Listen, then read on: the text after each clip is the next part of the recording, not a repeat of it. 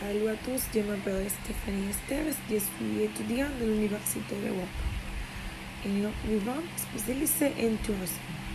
Dans cette vidéo, je vais vous parler d'une erreur de prononciation française, du humour, ainsi que de la confusion entre les voyages U et le U.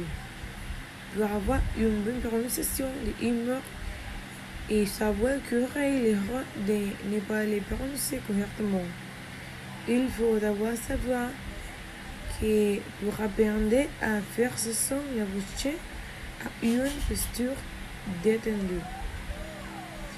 La langue est au centre de la cavité vocale, avant et en contact avec les dents, comme lorsque le U est prononcé, mais pas aussi long que dans le cas du U. Les relèves sont arrondis, mais pas aussi ronds que dans le cas du U. On pourrait dire que c'est la prononciation des réponses naturelles de la bouche, avec les lèvres légèrement arrondies. C'est la principale différence avec les sons plus fermés où il est évident qu'il y a une tension pour maintenir la mâchoire relevée et les lèvres fermées. Il faut aussi savoir quand ce son n'est pas prononcé. C'est une caractéristique très importante. Le premier, c'est que c'est un son très dur, et le second, c'est qu'il ne coupe jamais.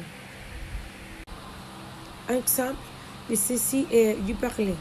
Mais se prononce par un français par le parti qui ce n'est pas le cas. Nous devons prononcer comme s'il y avait eu un voyage à la fin m'écouter et parler.